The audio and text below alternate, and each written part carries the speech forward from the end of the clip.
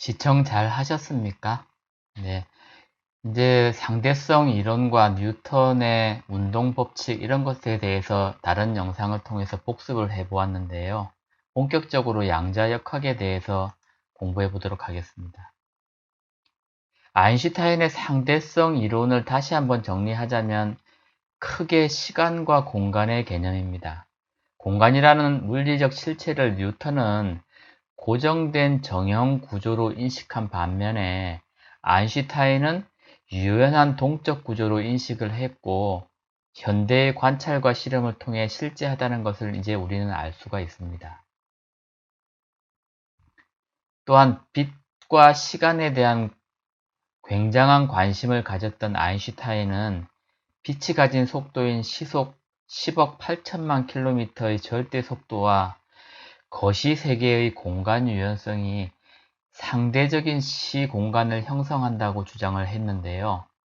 수많은 과학자들의 노력과 헌신 덕분에 우리는 이제 그 실체를 알 수가 있습니다.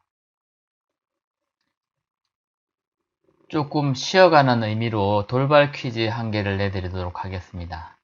이것은 무엇일까요? 물리학에서 매개 물질을 통해 운동이나 에너지가 전달되는 현상을 무엇이라고 할까요? 힌트는 전자기파는 매질 없이 전달되는 이것입니다. 그리고 이것은 매질의 존재와 상관없이 정의되어야 한다 라고 일컬어지는 이것은 무엇일까요? 나중에 답을 해주시면 될 것 같습니다.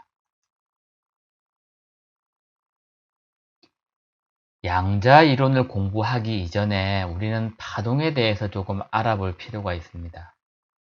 물리학에서 파동은 앞서 정의한 것처럼 매질을 통해 운동이나 에너지가 전달되는 현상을 말하거든요.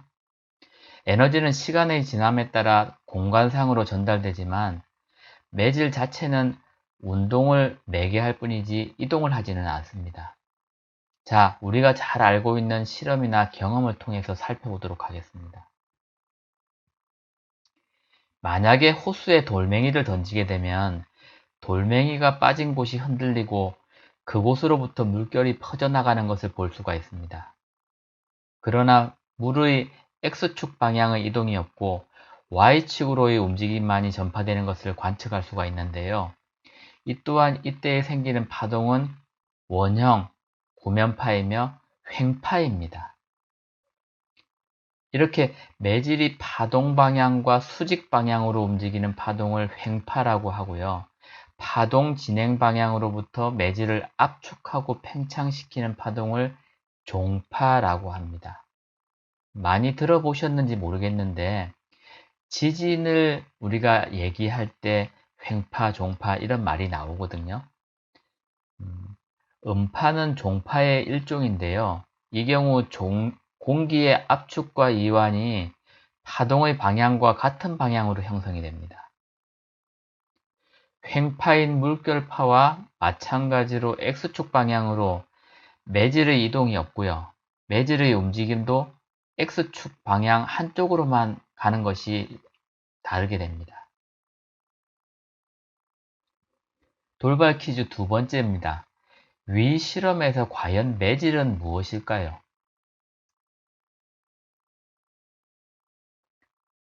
우리가 잘 알고 있는 용수철 실험을 한번 예를 들어 보겠습니다. 그림에서 보는 것처럼 커다란 용수철의 한쪽 끝을 벽에다 고정시키고 난 다음에요. 반대쪽 끝을 잡고 우리가 위아래로 흔들면은 용수철은 파도의 물결과 같은 모양으로 파동을 치게 될 겁니다. 이와 같이 매질의 진동 방향과 파동의 진행 방향이 수직인 파동을 횡파라고 합니다. 이러한 횡파의 종류에는 물결파, 빛, 전자기파 등이 있습니다. 빛도 사실은 여기에 포함이 된다는 중요한 사실입니다. 이제 용수철을 위아래로 흔들지 않고 순간적으로 일부분을 잡아당겼다가 놓게 되면 용수철은 위아래로 흔들리지 않고 우리가 고정된 방향으로 늘어났다 줄어들었다 늘어났다 줄어들었다 하게 되거든요. 이렇게 진동 방향과 파동 방향의 일치하는 경우를 바로 종파라고 합니다. 종파는 에너지를 압축시키거나 팽창을 시킵니다. 바로 음파가 여기에 속하게 됩니다. 그래서 여러분들이 조금 상식적으로 알아두셔야 될 것은 이제 횡파냐 종파냐 이게 어떠한 것이냐를 구분할 수 있는 것이 좀 도움이 될 것 같습니다. 자, 그럼 우리가 잘 알고 있는 지진에 관련된 내용을 살펴보도록 하겠습니다. 여기서 지진은 지구에 가해진 충격에 의해서 생기는 진동 현상인데요. 과연 횡파에 속할까요? 종파에 속할까요? 정답은 두 개 다입니다. 조금 더 자세하게 살펴볼까요? 다음 그림은 자연 지진파와 인공 지진파를 비교한 자료입니다. 지진파는 P파와 S파로 구분되어지는데요. P파가 초기 지진파이고 S파는 P파에 이은 지진파를 말합니다. P파는 속도가 빠른 대신에 S파는 느립니다. 하지만 수직으로 높은 파형을 일으키기 때문에 많은 지형의 변화와 파괴를 일으키는 주범이 됩니다. P파, S파 되게 상식적으로 알아두는 것도 좋겠지만 외우실 필요는 없을 것 같아요. 그냥 지진에는 P파, S파 이런 것들이 있는데 이런 것들이 우리한테 어떠한 영향을 끼치는구나 정도만 아시면 될 것 같습니다. 그러면 본격적으로 양자 이론에 대해서 한번 잠깐 살펴보겠습니다. 우리가 앞서 배웠던 빛과 물질은 입자이면서 동시에 파동이라고 역설되어지거든요. 이러한 이중성을 바로 양자 중첩이라고 하고요. 이는 여러 가능성을 동시에 가질 수 있음을 의미합니다. 즉, 양자 이론은 입자와 파동을 하나의 개념으로 통합한 것입니다. 이 팩트가 굉장히 중요합니다. 다시 한번 말씀드리겠습니다. 양자 이론은 입자와 파동을 하나의 개념으로 통합한 것이라는 겁니다. 조금 어려울 수 있는데 다음에 예를 들어서 한번 설명해 드리도록 하겠습니다. 슈레딩거의 고양이라고 하면 아마 한 번쯤 들어보신 분이 계실 겁니다. 오스트리아의 물리학자인 슈레딩거가 양자역학의 불완전함을 증명하기 위해서 고안한 사고 실험입니다. 그림에서 보시면은 굉장히 특이한 상황을 실험을 하고 있는데요. 1번은 고양이고요. 2번은 방사능 물질 라듐이 들어있는 상자입니다. 3번은 방사능 검축이고요. 4번은 망치고 5번은 독극물이 들어있는 병입니다. 결국 뭐야 하면은 고양이가 움직이게 되면은 그 방사능 물질이 발생을 하고 개수기가 탐지를 하고 나면은 망치가 독약이 있는 유리병을 깨트리게 되어 있다라고 설계되어진 것입니다.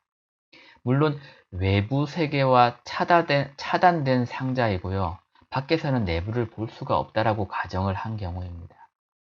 그랬을 때 이 고양이는 독약을 마신 고양이는 죽게 된다. 그리고 라듐이 붕괴할 확률은 1시간 뒤 50%이다. 이렇게 가정을 했을 때 1시간 뒤에 고양이는 죽었을까요? 살았을까요? 라는 것이 이제 의문의 시작이었습니다.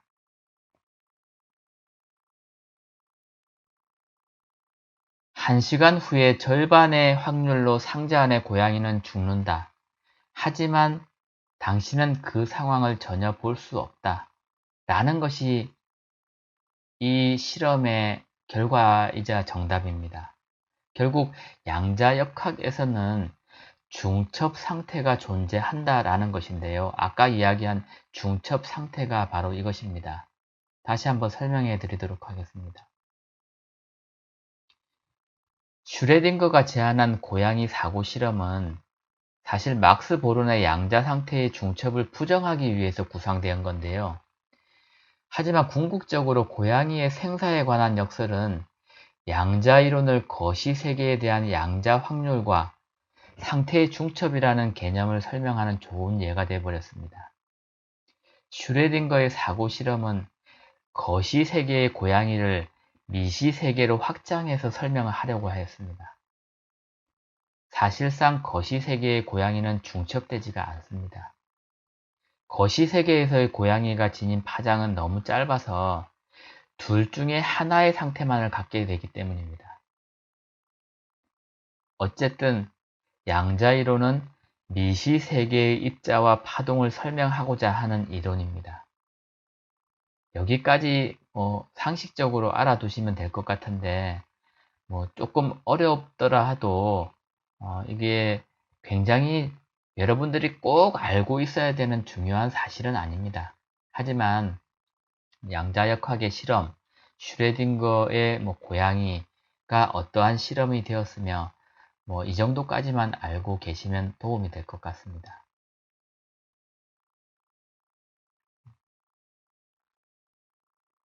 그러면 이슈가 되고 있는 양자 컴퓨터란 과연 무엇인가에 대해서 한번 살펴보도록 하겠습니다. 20세기 최고의 수학자이자 컴퓨터의 원리를 만들어낸 폰 노이만의 사고에서는요, 0과 1 둘로만 세상을 정의할 수가 있고요. 마치 이를 반영하듯이 컴퓨터의 시초도 이진법으로 통해서 탄생되었습니다. 현대의 전자식 컴퓨터는 반도체를 사용하므로 전기가 흐를 때는 1, 전기가 흐르지 않으면은 0이라는 이제 가정한 방식에서 계산이 되어지거든요. 그러니까 0 또는 1, 둘 중에 하나의 값을 가지는 이 기본 단위를 바로 비트라고 합니다. 이것이 지금도 여러분이 사용하고 있는, 아니, 모든 인류가 사용하고 있는 데이터 방식입니다. 그런데 양자역학에서는 미래의 컴퓨터 기술로 자주 언급되는 이 양자 컴퓨터에서는 0과 1의 상태를 넘어서 중첩을 활용하는 대표적인 개념입니다. 양자 컴퓨터에서는 하나의 비트가 동시에 0과 1을 가질 수 있다라고 가정을 하는 것입니다. 이것을 바로 퀀텀 비트라고 하고요. 줄여서 큐비트라고 합니다. 큐비트는 0과 1의 상태가 중첩되어 있기 때문에 관측되어지는 순간 0 또는 1로 결정이 됩니다. 따라서 두 개의 큐비트만으로도 00, 01, 10, 11 등으로 나타낼 수가 있게 되거든요. 바로 지금 보이시는 게 극단적인 이제 큐비트의 예거든요. 5자리의 이진수를 표현하기 위해서는 5개의 스핀, 5개가 필요한데 50자리의 이진수를 표현하기 위해서 50개의 스핀만 필요하다라는 게 지금 우리 양자의 개념입니다.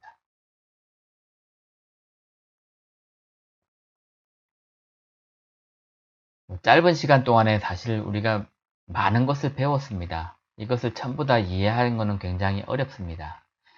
그동안에 배웠던 물리학의 기초에 대해서 아주 간략하게 설명을 해드리도록 하겠습니다. 뉴턴이 완성시킨 근대 물리학은 사실 거시적 물리 세계를 표현하는 데 거의 완벽했습니다. 그리고 뉴턴 역학은 행성의 운동에 관한 케플러 법칙을 물론이고 세차 운동이나 밀물과 썰물과 같은 원리도 충분히 설명을 했고요. 이후에 천체 역학뿐만 아니고 자연의 모든 현상을 뉴턴의 역학을 기반으로 해서 수학적으로 설명을 다 했습니다. 그러면서 뉴턴 역학은 매우 정교한 수학적 체계를 갖추게 되었습니다. 그러나 자연과학이 다루는 영역이 확대되고 관측이 정밀해지면서 완벽해 보이던 뉴턴 역학에서도 이제 오류와 한계가 드러나기 시작을 했고요. 뉴턴 역학이 설명하지 못하는 문제를 바로 아인슈타인의 상대성 이론, 일반 상대성 이론, 특수 상대성 이론과 양자 이론이 나오면서 해소가 되기 시작한 것입니다. 뉴턴 역학은 천천히 움직이는 거시적인 물체에 대해서만 정확한 이론이고요. 빠르게 움직이는 물체의 기술을 하려면 상대론이 필요하고요. 미세한 물질을 기술하려면 바로 양자 역학이 필요하다는 것이 물리학의 바로 개념입니다. 마지막에 지금 적어 놓은 내용, 이게 바로 핵심입니다. 일반 상대성 이론은 거시세계를 다루고요. 양자역학은 미시세계를 해석하려는 이론이고요. 결론은 원자로부터 우주의 현상과 원리를 모두 탐구할 수 있다는 게 지금 우리 과학이라든지 물리학의 현 시점입니다. 여기까지 공부하시느라 굉장히 수고 많이 하셨습니다. 다음 주에는 더 좋은 내용, 유익한 내용을 가지고 인사를 드리도록 하겠습니다. 수고하셨습니다.